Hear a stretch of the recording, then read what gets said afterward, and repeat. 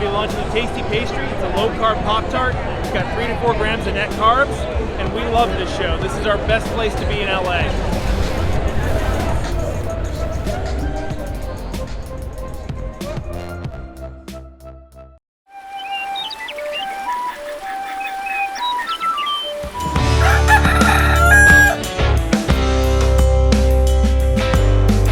Welcome back to Legendary Foods Muscle in the Morning.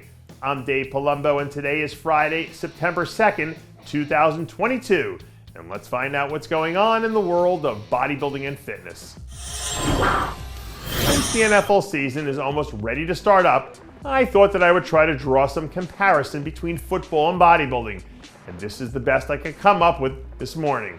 If a team gets off to a fast start in the NFL, and maybe goes undefeated through the first 5 or 6 games of the season, it doesn't necessarily mean that they'll finish strong. But if they get off to a slow start and they come out of the gate at 1-5 or 2-4, you can almost guarantee that they'll spend the entire season trying to dig themselves out of that hole. And a bodybuilding prep pretty much works, well, the same way. Fast starts don't necessarily hold the same weight as slow starts, but they definitely don't hurt.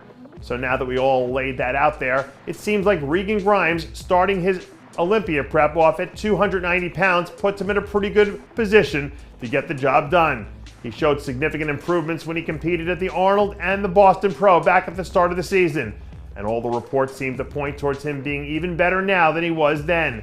So if he can get himself off to a good start and finish strong down the stretch, then he's probably a good candidate to slide into one of those top 10 wild card spots that are up for grabs right now. Can we get real for a second? Let's just imagine that you stroll into a gym, fired up, ready to hammer out a few sets of heavy deadlifts, and then you walk in and see this happening on the platform. What do you do? Because in all honesty, at this point in my life, I would probably just pack up and go home. Because there's no way in hell that I would want to be a guy who has to follow James Hollingshead looking like a pale bodybuilding version of Bigfoot. At this point, James is just over 1 month out from the Arnold UK, and it seems like a pretty safe bet to say that he'll be ready to hit the ground running. Obviously, we know that the lineup there is expected to be pretty top heavy, and we have a lot of people penciling in Andrew Jacked as the clear favorite despite the small sample size, and maybe these people are right. But here's the thing, James is a damn good bodybuilder, and a 100% James Hollingshead could easily end up walking out of that building with the title in hand when the whole thing is all said and done. We're already talking about the Arnold UK, so let's jump right into this new update from Martin Fitzwater, because he could very well end up being one of the biggest wild cards in the entire open lineup there. Now, unfortunately for Martin, he was one of the things that got lost in the aftermath of Andrew Jack sweeping up the Texas Pro, which is a shame because he was in fantastic shape, and you can make a strong argument for him being the most improved second-year bodybuilder that we've seen all year.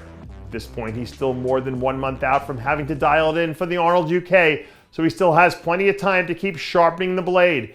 So if, and this is a big if, he comes in and really hits this one out of the park from a conditioning standpoint, I think there's a world where we see him out there legitimately competing for a top 2 or 3 finish in what would easily be the deepest lineup that he's faced so far.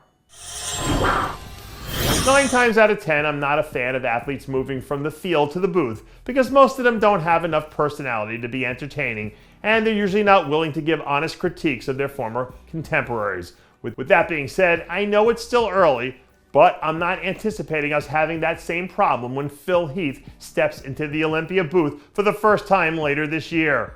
Recently, Phil went on the record to say that he believes Hadi Choopan and Brandon Curry can both beat Big Ramy this year, which is a major statement considering some of the stuff that we've seen from Ramy's camp over the last month or so. Now, anyone who followed Phil through his career already knows that he's never been one to hold his tongue. But the whole making bold predictions thing is definitely a new thing that we've seen more of since his retirement. So if anyone out there doubts about Phil's ability to call the biggest event in bodybuilding, hopefully this eases your mind, because it looks like we're about to get Phil unfiltered in front of a live studio audience. And that does it for yet another edition of Muscle in the Morning. I'm Dave Palumbo, reminding you to always be true to your passions. And make sure to follow us on Facebook, Twitter, and Instagram.